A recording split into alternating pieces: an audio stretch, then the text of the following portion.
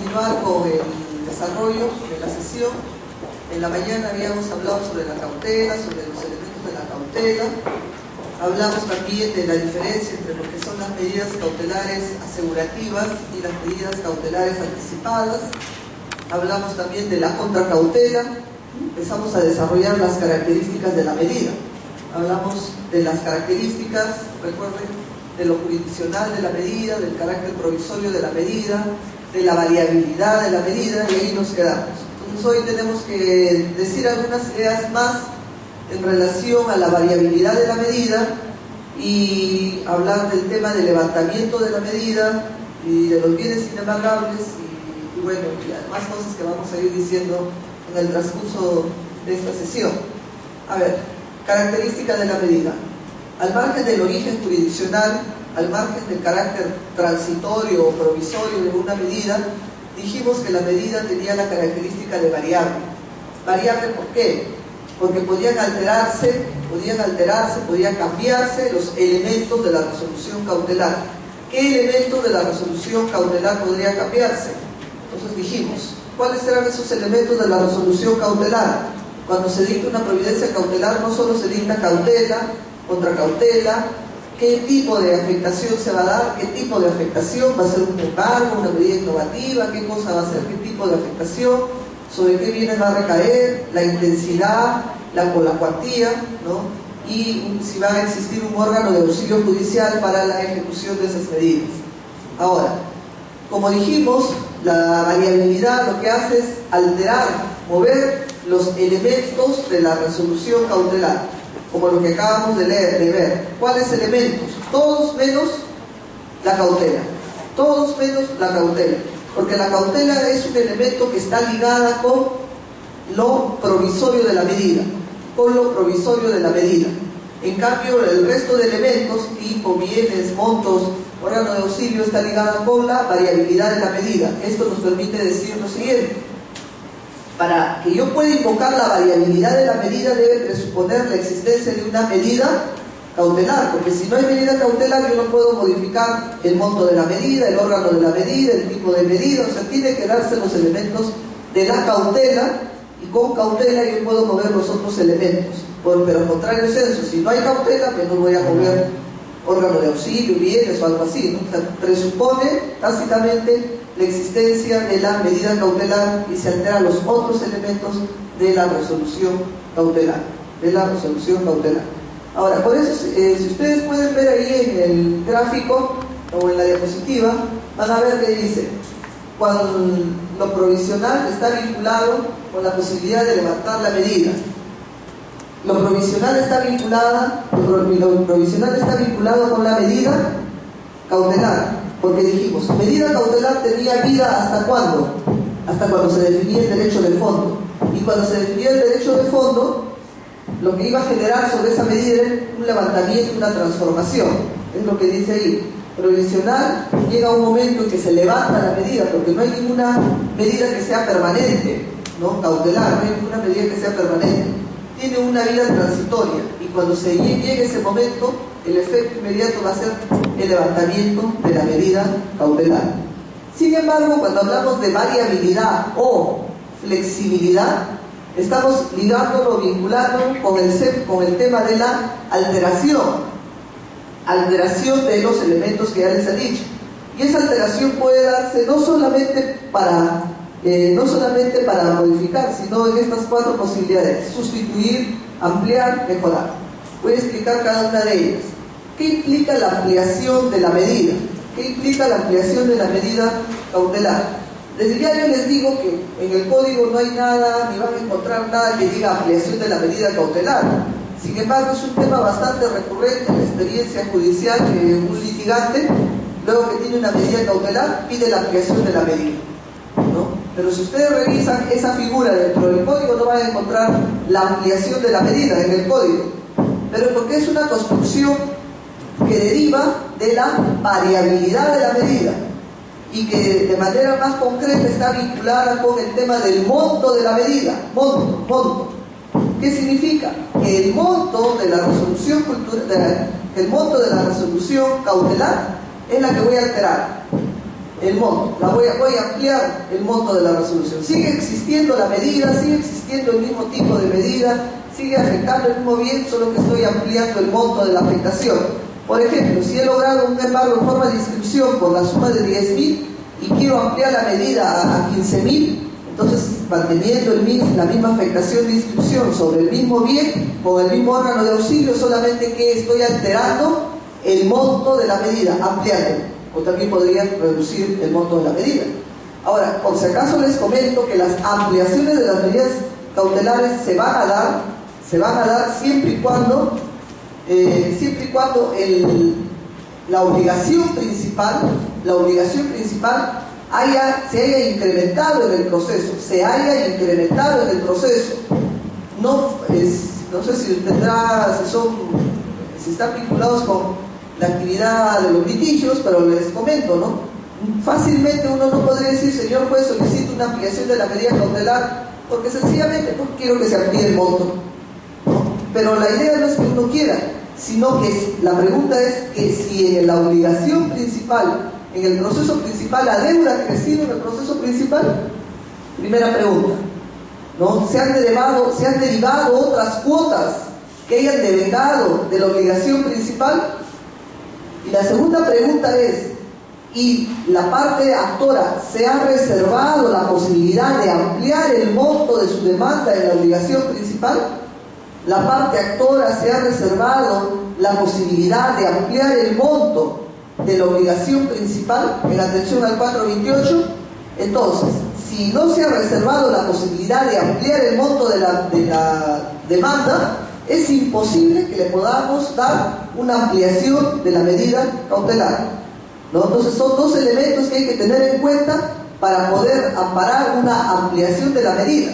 Primero, que la obligación principal se haya incrementado, ¿no? Que la deuda haya crecido en la obligación principal. Y dos, que el demandante se haya reservado la posibilidad de ampliar la cuantía de la demanda. Pero si el demandante no se ha reservado la posibilidad de ampliar la cuantía de la demanda en la obligación principal, no podría darse la posibilidad de la ampliación de la medida cautelar, porque si el principal no puede hacer eso, ¿para qué le vamos a ampliar la medida cautelar? Ahora, la otra figura viene a ser la mejora de la medida cautelar. La mejora, todavía no lo pasas. La mejora. ¿Qué viene a ser esto de la mejora? Tampoco van a encontrar esta figura en el código, pero también está vinculada con la variación de la medida. Pero con la variación, ¿en qué elemento de la resolución cautelar? Ya no va a ser monto, porque el monto está vinculado con la ampliación, con la reducción de la medida, sino la mejora está vinculada con el tipo de bien, ¿Qué bien es el que voy a alterar? De repente tenía un embargo sobre un vehículo, pero he descubierto que el deudor tiene un inmueble. Entonces, manteniendo el mismo monto de afectación, por decir que si fue 10.000 soles, manteniendo ese mismo monto, voy a cambiar el bien sobre el cual se va a afectar. Ya no va a ser el secuestro sobre el vehículo o la inscripción sobre el vehículo, sino va a ser la inscripción sobre el inmueble. Afectar un vehículo y afectar un inmueble tiene una gran diferencia. ¿Por qué? Porque el inmueble se supone que tiene mayor cobertura, mayor capacidad, mayor valor económico que un vehículo que cada día de por sí va depreciándose. Por lo tanto, estoy yo construyendo una mejora de la medida, pero una mejora ¿en qué extremo? Una mejora en el bien, que es materia de afectación, en el bien, mejora de la medida. A diferencia de la ampliación, yo voy a construir también una situación que va a ampliar el monto de la medida, y la ampliación está orientada al monto de la medida, la mejora está orientada al bien de la medida, ¿no? Pero son movimientos que se hacen a estos elementos de la resolución cautelar. La otra posibilidad es la sustitución. Y la sustitución de la medida sí está contemplada en el código, en el artículo 628 del código. Sustituir.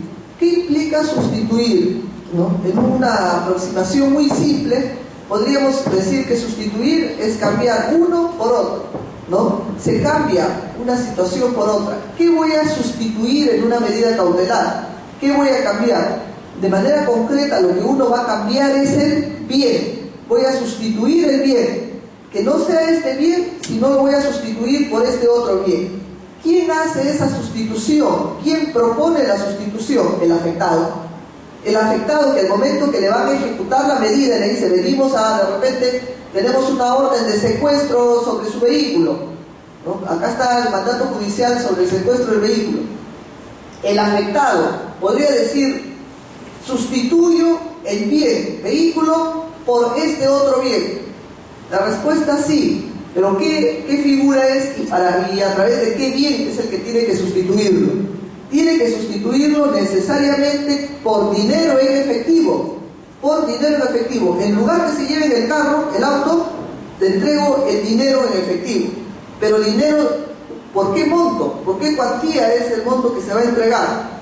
¿Por el monto de la deuda que me están demandando? ¿Por el monto del valor del bien que se está afectando? ¿Por el monto de la medida cautelar que se está ejecutando? ¿Cuál de esos montos es lo que yo tengo que entregar? ¿El monto de la obligación de la deuda? ¿El monto del valor del vehículo, que es lo que yo quiero que no se lleve y estoy sustituyendo? ¿O es el monto de la medida cautelar que se está ejecutando? Respuesta, lo que se sustituye es el monto de la medida cautelar que se está ejecutando. Por decir, si la deuda es 100 y se está ejecutando una medida cautelar por 50 sobre un vehículo que vale, por decir, 150.000 soles, miren, la deuda es 100, se está ejecutando una medida cautelar por 50 sobre un bien llamado vehículo que vale 150.000, ¿no? Entonces, la sustitución, ¿sobre qué va a operar? ¿Sobre el monto de la deuda? ¿Sobre el monto del valor del bien, que vale 150? ¿O sobre el monto de la ejecución cautelar? Respuesta, sobre el monto de la ejecución cautelar. ¿Cuánto es el monto de la ejecución cautelar? 50. Eso es lo que se sustituye. La resolución cautelar le fija un monto de afectación sobre el bien, ¿no? Dice, a través del pago por secuestro sobre el vehículo hasta por la suma de 50, ¿no? Entonces digo, no se lleve el vehículo y acá entrego la suma de 50. Eso es sustituir. Y la sustitución se hace con dinero en efectivo. Y lo hace el ejecutado, el afectado, el que está soportando la afectación, ¿no? En ese momento él saca el dinero en efectivo, coloca el dinero en efectivo y opera la sustitución de la medida, ¿no? La sustitución de la medida. Ahora, no sé acá cómo será el chiclayo en la praxis judicial, pero no creo que sea tan lejana a la que sucede en Lima, pero en la práctica es, llega el embargo, vamos a llevarnos de repente los bienes del inmueble o el vehículo, ¿no? Y va, por supuesto, el ejecutante, que es el que está promoviendo la medida, ¿no? Va con la policía, el secretario, cargadores, todo, ¿no? Y sale el afectado. Y le dice, bueno, alternativa para evitar el embargo. Yo suspendo el embargo si tú me pagas acá o me das algo a cuenta de la deuda que tienes. Yo suspendo el embargo si me das algo a cuenta de la deuda. Y el obligado, pues así todo nervioso, dice, bueno, la deuda es 100, pero yo justo tengo ahorita 50, doy 50, ¿no? Y se suspende el embargo. Efectivamente, se suspende el remate, se suspende el embargo, ¿no? Y la pregunta es, ¿quién se lleva los 50.000? ¿Quién se lleva el dinero que entregó en ese momento el obligado para lograr que se suspenda la medida? ¿Lo lleva el secretario del juzgado o lo lleva el ejecutante que está acompañando en esa ejecución? Cuando estamos hablando de la suspensión de la medida, lo lleva el propio ejecutante, ¿no? Porque el ejecutante dice, en este acto el embargo se suspende a pedido del ejecutante. Quien recibe en este momento, puede poner ahí si quiere, quien recibe en este momento la suma de 50.000 soles de poder del deudor. Y termina la diligencia. No hubo ningún embargo, se suspendió. Y se deja constancia que se suspendió porque en ese momento le entregaron al ejecutante una suma el deudor. La otra alternativa es la suspensión la otra alternativa es la sustitución, que he dicho hace un momento. Y la sustitución implica que sale el deudor y entrega el dinero a cambio que se lleva en el bien. En ese caso, ¿se ejecuta la medida o no se ejecuta la medida? En el caso de la sustitución, ¿Se ejecuta la medida o no se ejecuta la medida? En el caso de la sustitución, sí se ejecuta la medida, solamente que estoy sustituyendo el bien. En lugar que se lleve el vehículo, estoy entregando el valor de la medida, ¿no?, para la ejecución. ¿Y ese dinero quién lo va a llevar? En el caso de la sustitución, ese dinero lo va a llevar el secretario judicial, quien lo tendrá que depositar al Banco de la Nación como parte de la ejecución que sea realizada. Entonces, en el acta se señala que se lleva a cabo la diligencia del embargo sin mayores contratiempos hasta que aparece el ejecutado y dice que va a optar por la sustitución de la medida. Esto es, que va a entregar el valor de la medida de materia de embargo, los 50.000, va a entregar ese monto, ¿no?, para operar la sustitución. Muy bien, y no hay ningún problema, el secretario recibe los 50.000, lo deposita en el Banco de la Nación y termina aparentemente la historia ahí. Esto que yo les cuento está recogido en el artículo 628 del Código Procesal con la figura de la sustitución. Como lo podrán leer, el artículo 628 tiene una peculiaridad: la sustitución es inimpugnable. La sustitución es inimpugnable.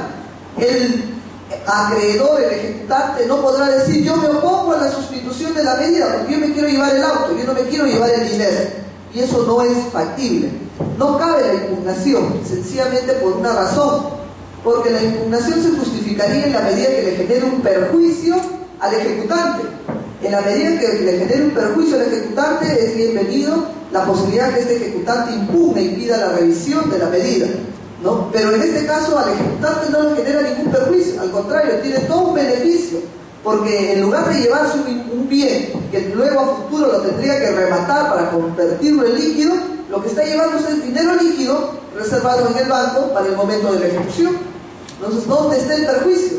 No hay ningún perjuicio, y por eso es que la norma dice que la sustitución, esa decisión es inimpugnable, ¿no? Y lo promueve el propio ejecutado, y siempre y cuando sea dinero en efectivo, opera de plano y no cabe impugnación. Ahora, el tema, y en esto sí hay que tener mucho cuidado, si alguna vez tiene una experiencia de ejecución en estas características, si sale alguien que quiere hacer una sustitución, o sale por ahí un abogado que le dice: no, si quiere yo suspendo el embargo, ya dame a cuenta algo de la deuda que se está haciendo, que se está cobrando, y yo suspendo el embargo. ¿Por qué le digo que es importante esto? Porque sigue el proceso y en un momento que se tiene que definir el derecho, tarde o temprano, y sale una sentencia. ¿Y la sentencia qué va a decir? Va a decir infundada la demanda. Infundada la demanda. En la mañana que hemos estado viendo, ¿qué efecto va a tener si el derecho de fondo se declara infundada sobre la medida cautelar ejecutada? Se levanta. Si se declara infundada la demanda, la medida cautelar se levanta. Si esto es así, se declara infundada la demanda y si ha ejecutado una medida cautelar, lo que va a pedir el ejecutado es que se levante la medida y le entreguen el dinero, que le devuelvan el dinero que le ha entregado. Pero la pregunta es: ¿qué dinero le van a devolver? Si estamos hablando de la sustitución, le devolverá el dinero que ha recibido el secretario y lo reposado en el Banco de la Nación, le tendrá que devolver ese dinero que está retenido en el Banco de la Nación como parte de la ejecución cautelar. Pero si nunca entregó ningún dinero al secretario judicial, si ese dinero lo entregó al ejecutante para evitar que se lleve a cabo el remate, se suspenda el remate, la medida cautelar, se suspenda la medida cautelar, entonces la pregunta es: ¿hubo alguna medida que se ejecutó? ¿Hubo alguna ejecución cautelar ahí?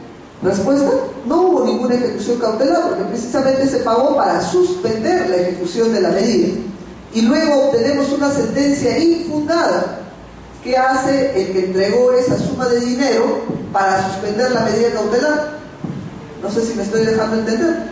¿Qué hace la persona que entregó el dinero para suspender la medida cautelar?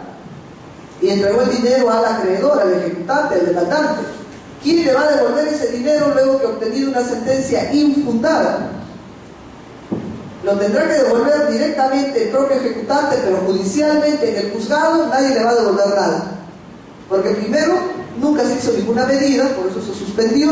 Ese dinero nunca se entregó formalmente al ejecutor judicial, sino se lo entregó él, al acreedor, al ejecutante. Y tercero, si es que había un pago indebido, él asumirá las consecuencias de haber hecho ese pago indebido, el deudor.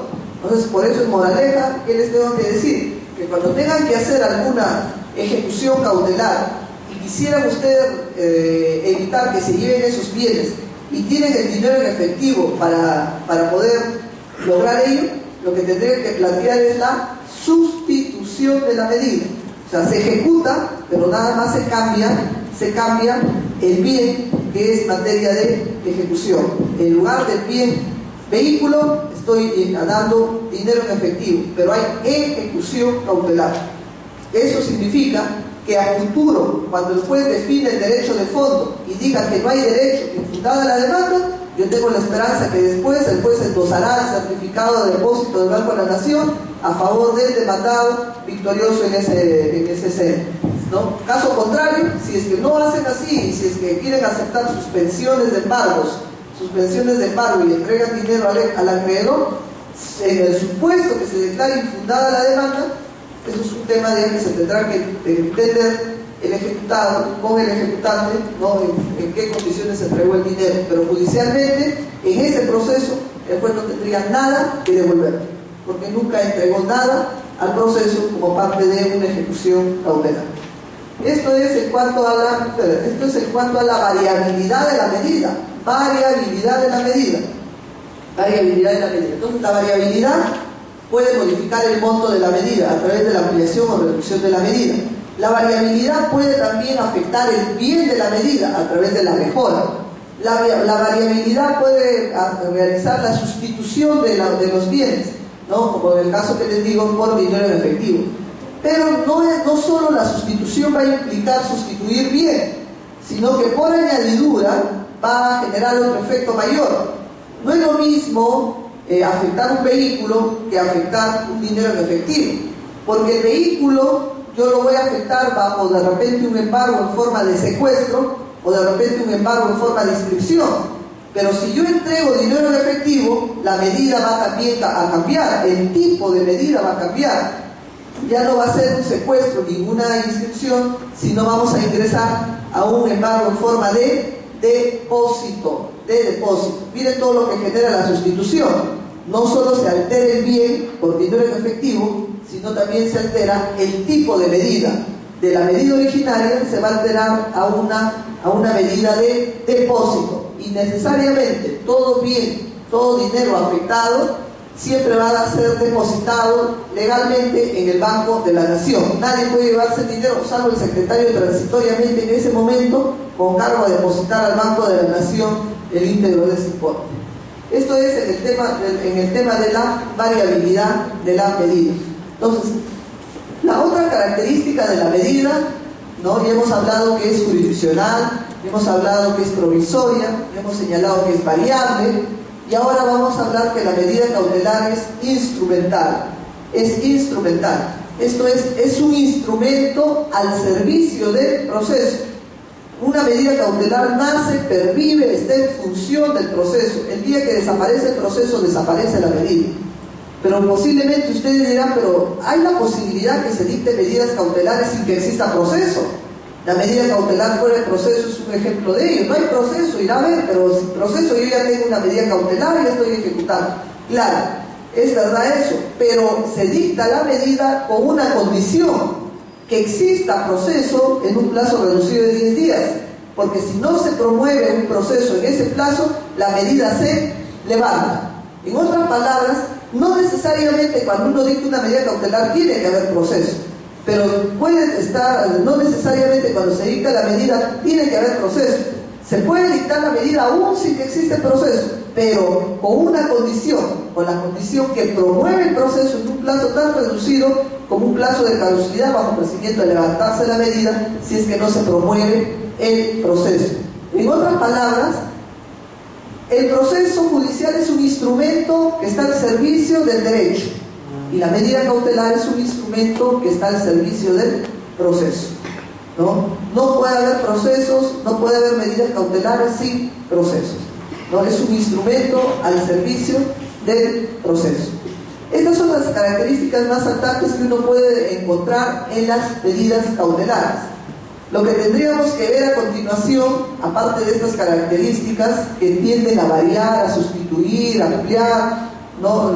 los elementos de esta resolución cautelar, Lo que tendríamos que ver a continuación es la otra figura que está vinculada con el levantamiento de la medida. El levantamiento de la medida. Aquí la situación sí es más trágica, porque acá lo que se busca es levantar la medida. En los casos que hemos visto hace un momento, variar, sustituir, mejorar, ampliar, existe medida y lo que se hace es jugar con alguno de los elementos, pero hay medida. Lo que vamos a ver a continuación es algo ya más fatal. Acá no hay nada, busco que no haya nada, busco que se levante toda la medida. En el caso anterior hay medida, busco que se modifiquen algunos elementos de esa medida. ¿Cuándo vamos a ingresar a un momento así tan trascendental que es levantar la medida cautelar? Entonces, para levantar una medida cautelar pueden darse bajo dos supuestos. Un primer supuesto que se permita que se levante la medida es porque ha cambiado la situación que generó en un momento, que justificó en un momento que se dicte la medida. Ha sobrevenido situaciones que si en ese momento se parecía que debía darse, hoy por lo que ha sobrevenido ya no se justifica que exista la medida. Como por ejemplo, ¿qué puede haber sucedido que desde que se dictó la medida hasta la fecha que ha sobrevenido que hace que no se siga manteniendo o no se justifique que existe esa medida? ¿Qué situaciones pueden haber sobrevenido? Muchas. Alternativa A, que haya cumplido la obligación. O sea, cuando yo dicté la medida era un moroso, efectivamente. A la fecha ha cumplido íntegramente el pago de la obligación. Entonces ha sobrevenido una situación que no justifica que exista la medida y que se levante. Muy bien, cumplimiento de la medida. ¿Qué otra situación sobrevenida puede haber generado? Otra situación sobrevenida, ha obtenido una sentencia adversa, infundada la demanda. Hay que levantar la medida, infundada la demanda.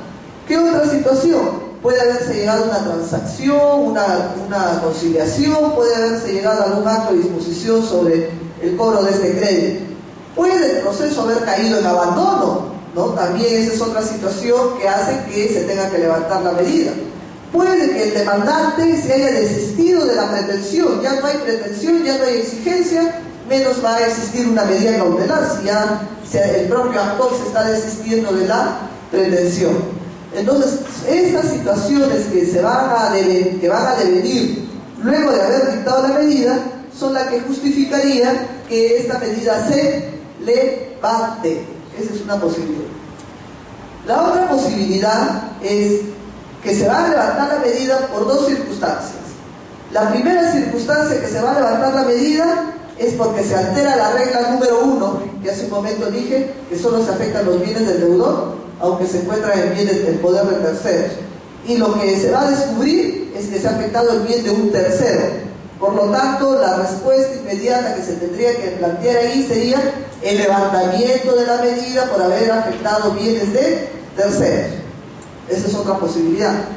Y la otra situación que justifique que se levante la medida es por circunstancias que estuvieron presentes al momento de dictar la medida, que la inhabilitaría que se dictara si es que el juez hubiera conocido de esas circunstancias en ese momento. Pero la verdad, ni el juez ni el que solicitó la medida conoció de esas circunstancias, ¿no?, desconocidas en ese momento, pero que hoy, luego de todo el proceso, recién nos estamos enterando de esta situación. ¿De qué situaciones estamos hablando? Ya no estamos hablando de afectación de terceros, ¿eh? Estamos hablando de bienes que se han afectado bajo la protección de los bienes inembargables, Cuando se dictó la medida yo no sabía que de repente el vehículo que se estaba afectando en forma de secuestro era la herramienta de trabajo del deudor, porque aparecía que era su propiedad.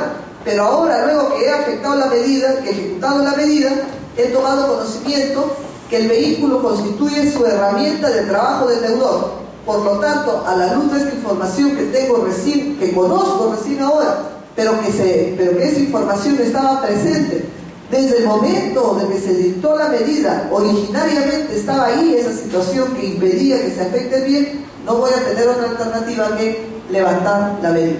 Entonces, cuando estamos hablando de levantamiento de la medida, podemos resumir en dos grandes aristas. Se levanta la medida porque han sobrevenido situaciones que porque han sobrevenido situaciones que ya no justifican que se siga manteniendo esta medida, como ya hemos dicho, el pago de la obligación, la transacción, un desistimiento, un abandono del proceso, XX. La otra situación es porque se ha afectado bienes de terceros, y la tercera situación es porque se ha puesto en evidencia una situación que tornaría en inafecto el bien del deudor, pero que esa situación uno no lo conocía, pero que estaba presente ahí desde el momento que se dictó la medida. Era un vicio originario al momento de dictar la medida, pero que ni el juez ni el acreedor tenía conocimiento de él. Entonces vamos a hablar a continuación de lo que es el levantamiento de la medida, y de manera más concreta vamos a hablar de estos dos últimos supuestos, de la afectación de terceros y de los bienes inembargables. Pero antes de ir al desarrollo de esas figuras, ¿no?, en la mañana yo les había comentado de las 3 reglas que rigen la dinámica del proceso cautelar. Una de ellas dice: se afecta bienes de terceros aunque estén en poder, no se afecta bienes del deudor aunque esté en poder de terceros. La otra regla es: se afectan los bienes necesarios para cubrir el crédito. Y la otra regla es: se afectan los bienes evitando generar un perjuicio al deudor si es que este deudor tiene otros bienes sobre los cuales también pueda recaer la medida cautelar. Empecemos por la primera regla. ¿Quién creen ustedes que va a ser realidad esta regla? ¿Quién cree que, al margen del juez, que el juez se supone que tiene que velar por esto, quién cree que va a ser realidad esta regla número 1?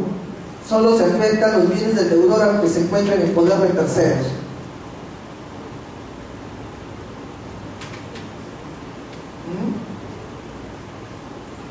¿Qué dices? El tercero. El tercero es el que va a invocar esta regla. El tercero es el que va a invocar esta regla. El tercero afectado es el que va a invocar la regla número 1, que dice: señor juez, acá ha habido un exceso, solo se afectan los bienes del deudor y acá se ha afectado mis bienes, que yo soy un tercero en toda esta historia. La regla número 2 dice: se afectan los bienes necesarios para cubrir el crédito. ¿Quién va a hacer realidad esa regla? ¿Quién la va a invocar? ¿Ah? ¿A través de qué figura?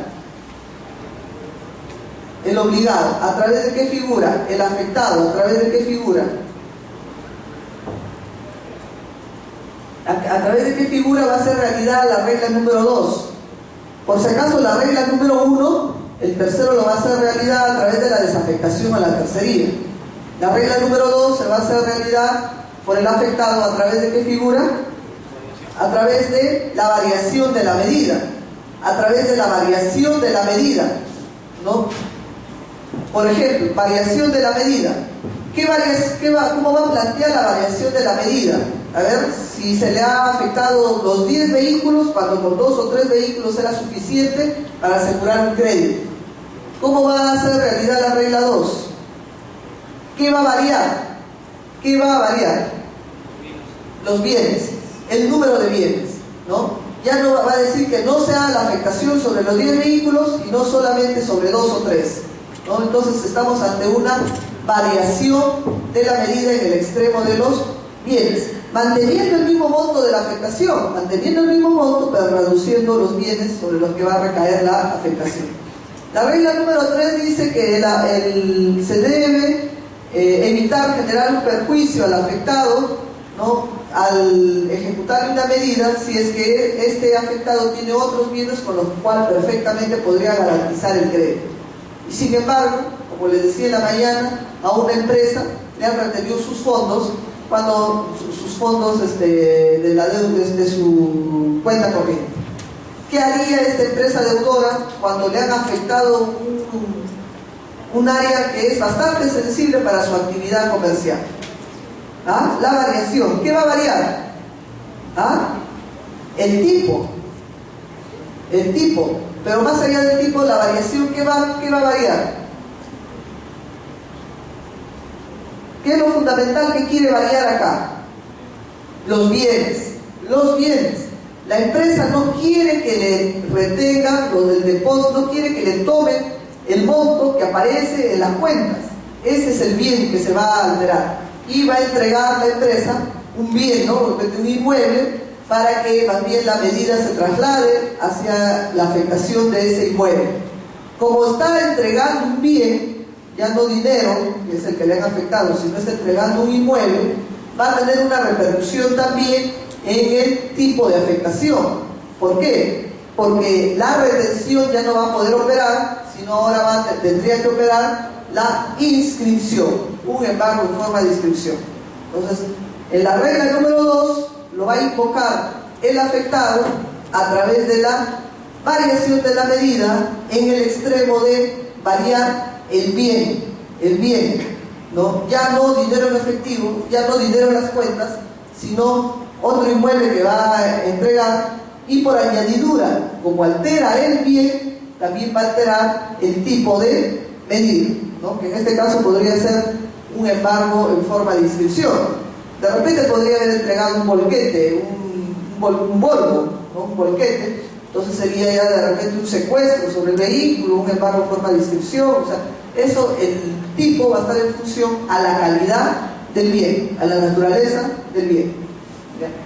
Bueno, esto es en cuanto a las reglas. Entonces, por eso es que esas reglas están presentes en la dinámica de la cautela, pero no necesariamente esas reglas van a invocarlo los actores, más bien por ellos ni siquiera existirían esas reglas. Posiblemente en su afán de lograr pronto la satisfacción de su crédito arrasan con todo lo que encuentran, aún haciendo un uso desproporcionado de esa garantía de cautela, ¿no? Pero para eso están los otros actores del proceso, que es el afectado, que perfectamente también podría intervenir para equilibrar ese desequilibrio que puede generar el actor, ese desenfreno por lograr pronto un aseguramiento o un pago de su crédito, ¿no? Esas son las reglas que están presentes. Ahora vamos a hablar del tema del levantamiento de las medidas cautelares, y vamos a hablar de manera especial sobre el tema de los bienes inembargables, y luego terminamos hablando sobre la afectación de los bienes de terceros como justificantes para levantar medidas.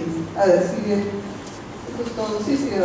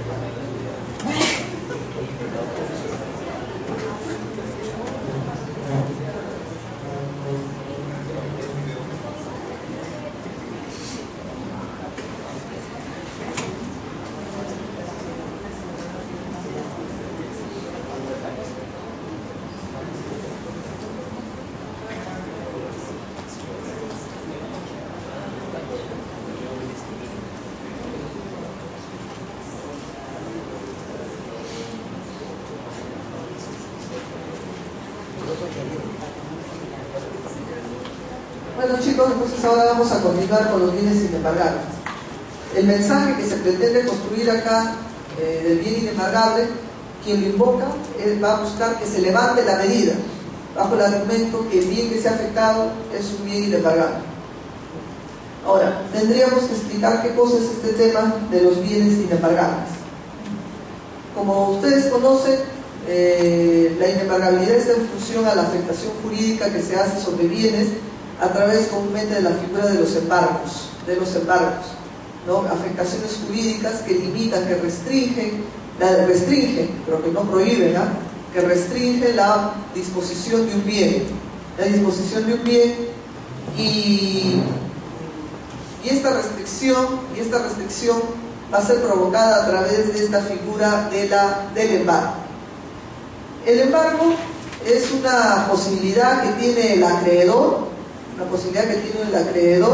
de afectar los bienes de su deudor para un futuro escenario que es la ejecución forzada.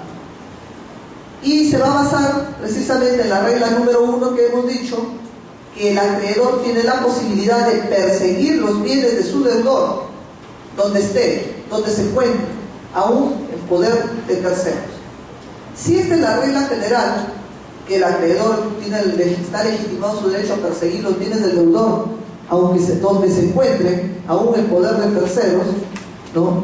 Y si hemos dicho que el embargo se dicta para limitar la afectación, para limitar la disposición del bien con cargo a llevarlo a una futura ejecución forzada, estas reglas se van a, no a relativizar, sino van a apartarse, nos vamos a apartar en algún momento de estas reglas, cuando por asuntos de decoro, de dignidad, de sobrevivencia, de riesgo en la vida del deudor, hagan que el acreedor no pueda exigirle ese bien que, por más que le pertenezca al deudor, pondría en riesgo su vida, afectaría su decoro, su dignidad como persona. Entonces, ¿qué es lo que les quiero decir? Que si bien el derecho reconoce la tutela del acreedor a que persiga el bien, también el derecho reconoce que esa persecución de bien que se puede recaer sobre el deudor no necesariamente se va a dar en toda su magnitud, sino que se reserva un mínimo de titularidad sobre el propio deudor cuando se vea en riesgo su subsistencia o se ponga en cuestionamiento la dignidad de este deudor. ¿Con esto qué quiero decirles? Si el deudor de repente tiene una ropa de marca que ha invertido buena cantidad de dinero en adquirir de repente estas prendas que tienen un valor económico, el acreedor podría trabar un embargo sobre su vestido, sobre sus prendas, ¿no? Técnicamente diría, bueno, en tanto que la prenda le pertenece al deudor y el acreedor está legitimado para perseguir los bienes del deudor, perfectamente podría decir, sí puede recaer inclusive sobre el terno, sobre las prendas de vestir de este deudor. Pero la respuesta es que no, porque lo que hace el derecho es dejarle, por un mínimo de dignidad, es protegerle el lecho, la morada, el vestido, los alimentos, ¿no? A este deudor, el instrumento de trabajo también a este deudor. Entonces es lo mínimo que se reserva. Entonces, ¿qué viene a ser el bien inembargable? El bien inembargable es una tutela de protección a favor del deudor, que la ley da para evitar que el acreedor, en toda esa dinámica, en todo ese avasallamiento que pueda, en toda esa dinámica, no vaya a avasallar al deudor hasta tomar el último bien, de tal manera que ese último bien no afecte el decoro, la dignidad o la sobrevivencia de este deudor. Entonces, es una protección que se ha creado a favor del deudor, La pregunta es si es que el deudor puede renunciar a esa protección, pese a que la ley protege que de repente no puedan embargarse sus prendas de estricto uso personal. El deudor podría permitir que le embarguen. El deudor podría tolerar esa afectación. Si de repente tiene un instrumento de trabajo con el que sobrevive y a pesar de ello se le afecta este instrumento de trabajo, el deudor podría tolerar esa afectación, podría hacer una renuncia renuncia a esa protección y decir, está bien que me hayan embargado este bien que era inembargable porque era mi instrumento de trabajo. Entonces, frente a ello, ¿qué tenemos que decir? Si bien el concepto de inembargabilidad está ligado a la figura del deudor como una especie de protección para hacer realidad este tema de sobrevivencia y un tema de dignidad y de vida con decoro, ¿no? También es cierto que este deudor puede renunciar a esa protección y puede renunciar de dos maneras, de una manera expresa o de una manera tácita. De una manera expresa va a renunciar cuando dice, no, expresamente puede decir, pese que es un bien inembargable porque es mi único instrumento de trabajo, mi vehículo al cual me dedico al taxi, no voy a impugnar, acepto los efectos de ese pago. Está perfectamente haciendo una renuncia expresa. Una renuncia tácita se va a dar cuando deja pasar el tiempo, el plazo, para poder impugnar y consiente los efectos de un embargo sobre su instrumento de trabajo. Estoy haciendo una renuncia tácita a esa protección que tengo como deudor. La otra posibilidad de hacer una renuncia tácita a esa protección que tengo como deudora en cuanto a la inembargabilidad de mis bienes está dada cuando yo planteo, en lugar de salir y pedir el levantamiento de la medida porque es inembargable el bien, salgo y pido la variación de la medida. Y digo, no se lleve mi carro tico que es para mi taxi y acá le dejo este inmueble que como garantía para que se pueda afectar el bien. Entonces lo que estoy haciendo es sustituir. ¿Y qué implica? Estoy validando que la afectación que se dio sobre ese auto es perfecta y lo que estoy haciendo es sustituirlo por otro bien, ¿no? Entonces acá hay dos formas que uno puede hacer una renuncia a esa protección, que los deudores pueden hacer una renuncia a esa protección.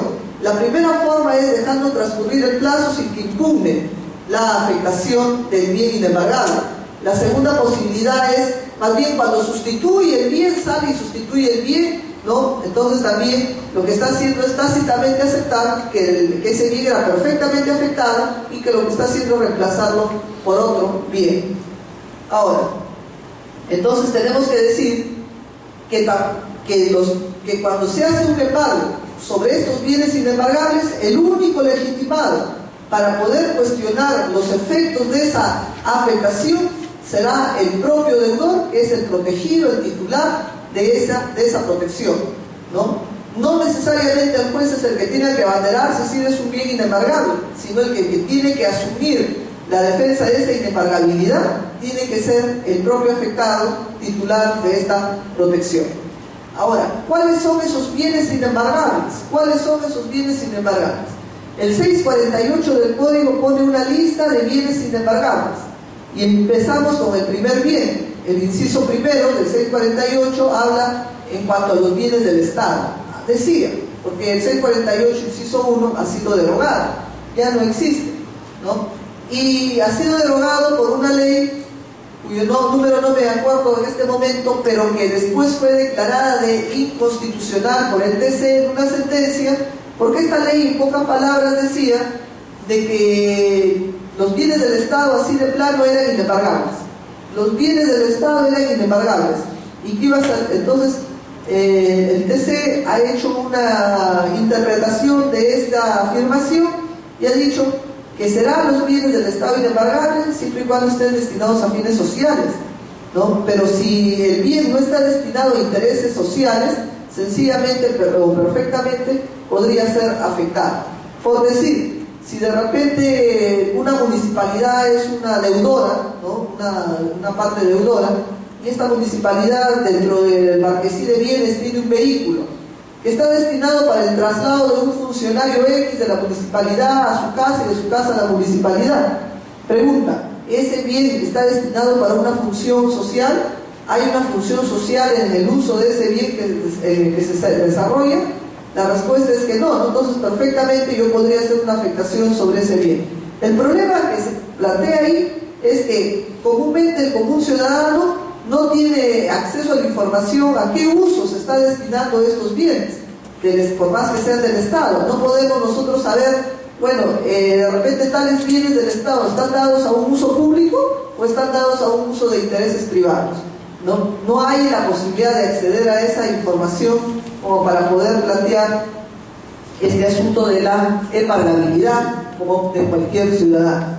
Pero bueno, el inciso primero no está ya en el 648, pero sí está una sentencia del TC que en su reemplazo ha hecho esa interpretación y ha dicho que sí, perfectamente se puede afectar los bienes del Estado en la medida que se demuestre que esos bienes no estén destinados a un uso público.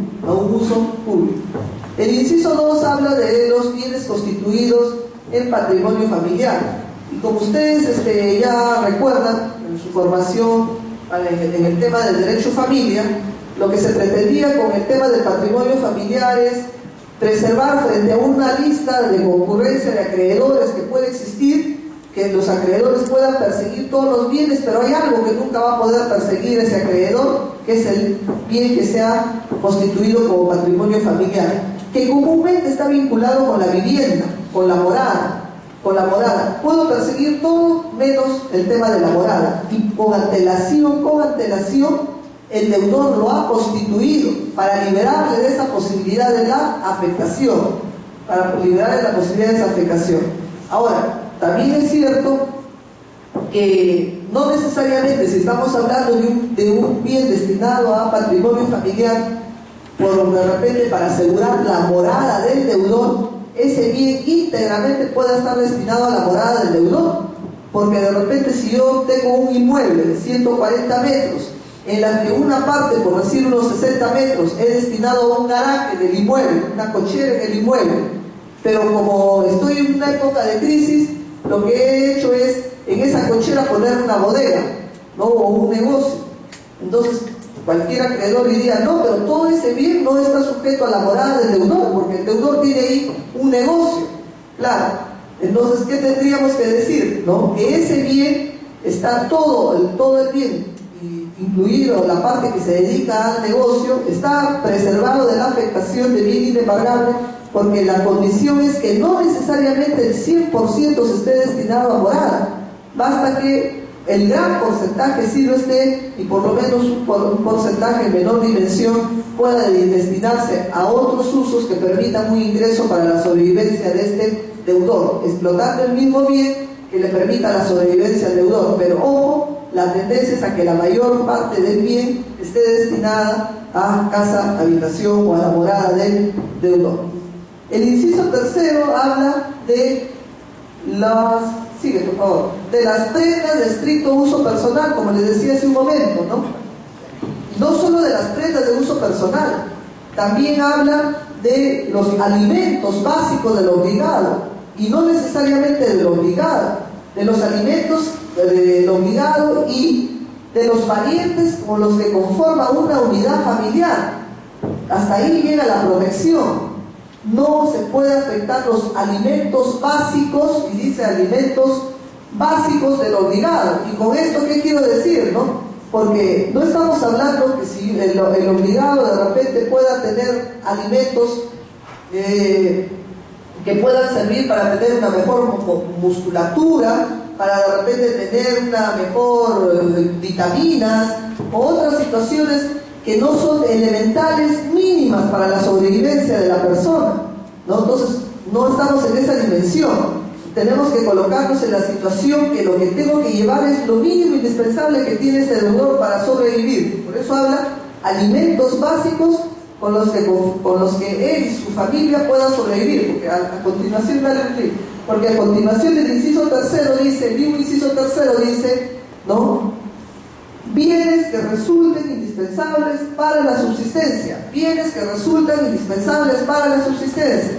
La pregunta es, ¿qué es indispensable para la subsistencia? De repente lo que pueda ser indispensable en un escenario, en un momento determinado, va a ser no indispensable frente a otras situaciones. Por decir, si estamos haciendo en Puno, el deudor tiene una nevera, una heladera, un frigobar o algo así, pues tener una nevera de estas características en Puno no es indispensable para la subsistencia del deudor. Pero si esa nevera tuviera el deudor de repente en Iquitos o en una zona de mayor calor, entonces ahí sí sería indispensable. Tendríamos que ver en qué momento, en qué circunstancia circunstancia podríamos calificar de indispensable para la subsistencia del deudor. Eso es el inciso tercero, y desde ya van mirando que el inciso tercero se refiere a las prendas y a los alimentos básicos. El inciso cuarto se refiere a lo siguiente: a los instrumentos de trabajo. El inciso cuarto, instrumentos de trabajo, los vehículos, las máquinas, los utensilios que sean indispensables para el ejercicio directo, dice ejercicio directo, ejercicio directo de la profesión, oficio, enseñanza o aprendizaje del obligado, ¿no? ¿Esto qué significa? Que si el deudor, que es un taxista más o menos exitoso, porque no solo tiene un taxi, sino ahora tiene 2 taxis ticos, pero su oficio es ser taxista, ¿no? Su oficio es ser taxista, sus carros ticos los tiene inscrito en la municipalidad, están pintados con el color oficial del taxi, y se le hace un embargo sobre uno o sobre los 2 taxis. Entonces él sale y dice: esos taxis son bienes inembargables porque son instrumentos de trabajo, invoco el inciso cuarto y por lo tanto pido que se levante la medida. Cuando estamos hablando de esa posibilidad, primero estamos ante una imposibilidad material que él pueda ejercer con estos 2 vehículos su profesión, porque la condición es que él ejerza directamente su profesión con uno de estos instrumentos, ¿no? Y no necesariamente él los 2 vehículos los va a utilizar para que él directamente realice esa función, claro, porque uno directamente lo manejará y el otro, que también está destinado a taxi, lo está dando en alquiler o la da a terceras personas para que trabajen el vehículo como taxi. En conclusión, ¿los 2 vehículos están destinados como instrumento de trabajo del deudor? Respuesta: no. Solamente esta fórmula se podría utilizar cuando el deudor solamente tiene un solo vehículo con el que él directamente lo maneja, ¿no? Con el que él directamente explota ese bien para poder sobrevivir. Pero si el deudor tiene 2 o 3 vehículos con los cuales él ejerce su función de taxista, no necesariamente todos los vehículos van a estar dentro de esa posibilidad que él de manera directa opere estos instrumentos, ¿no? Por lo tanto, la lógica de la inembargabilidad no estaría presente acá. Como tampoco podría estar presente si de repente un profesor con su sueldo un poco pobre que gana decide luego de dictar sus clases dedicarse a ser taxista, ¿no? Entonces a la salida de su horario de trabajo se dedica a ser taxi, y así es más o menos como complementa sus ingresos en su diario, ¿no? Entonces, y le hacen un embargo, porque como es un deudor, le hacen un embargo y le llevan su vehículo con el que él se dedica a hacer taxis fuera de su horario de trabajo. Entonces él invoca el inciso 4 y dice: es mi herramienta con el cual yo me dedico a hacer taxi, de manera directa ejerzo este oficio. Y la respuesta es que le tendríamos que decir que este taxista, profesor, no califica dentro de este supuesto de inembargabilidad, porque su oficio no es ser taxista, su oficio es ser profesor, que si bien le pagan poco o tiene pocos ingresos o son tantos sus gastos que su sueldo no le alcanza, y para eso él se auxilia haciendo este otro tipo de trabajo, no vamos a decir que ser taxista es su profesión y es su profesión o oficio con el que ejerce. Su profesión es ser profesor, y el taxi viene a ser un complemento para llevar una mejoría de ingresos a su familia o para él, ¿no? Entonces, la inembargabilidad hay que entenderla en el supuesto mínimo, que si yo le retiro ese bien, ese instrumento, no va a poder sobrevivir la persona. Pero en este caso, si no tendrá el taxi, bajarán sus ingresos, pero yo no le estoy quitando la sobrevivencia de este deudor, que es, ¿no?, su sobrevive a partir de su ingreso como profesor. Lo que yo le estaría quitando es de repente una mejoría o una mejor condición de vida, pero no le estoy poniendo en riesgo la sobrevivencia. Le pondría en riesgo su comodidad o su confort, que lo gana haciendo o trabajando de repente con otras labores, ¿no? Ahora, en igual forma, si hacemos de repente un embargo en un estudio jurídico y encontramos ahí no solo la colección OMEVA, que la mayoría, imagino, de abogados tiene su colección OMEVA en su estudio, ¿no? Pero además de la colección OMEVA de más de 40 tomos, ¿no? Encontramos que también tiene ahí como parte de su colección una colección, no sé, pues las joyas del saber del siglo XVIII y otra colección de libros que son valiosos no tanto por la especialidad jurídica, sino porque son libros de historia, son libros de filosofía, de sus primeras ediciones, y valen más como libros que más que por el contenido de la información. Entonces viene un embargo y se llevan también los libros. Y el abogado dice, no, los libros son instrumentos de trabajo. Y ahí tendremos que hacer la diferenciación. La colección OMEVA será pues un instrumento de trabajo para el abogado, pero la colección de historia, de filosofía universal, ¿será un instrumento de trabajo para un abogado? Respuesta, no. Y eso perfectamente puede ser afectado, ¿no? Por más que se llame libro y se asocie los libros o las enciclopedias con el ejercicio del trabajo de un abogado. Ahora, estamos entonces con la protección hacia los instrumentos de trabajo del deudor. Y acuérdense que lo que dice, que sea indispensable para el ejercicio directo de su profesión. Y ya les digo, los que no tienen el ejercicio directo de su profesión, como por ejemplo el taxista que tiene varios carros, o el profesor que se dedica a tener mejores ingresos trabajando adicionalmente, no estaría dentro de esta lógica de la inembargabilidad. La siguiente.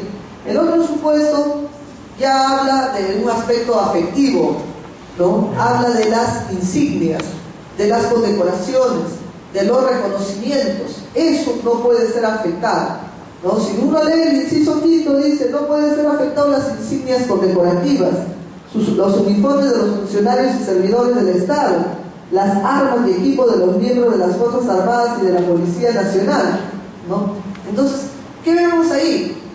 Hay una protección a un asunto más de afecto, de reconocimiento que puede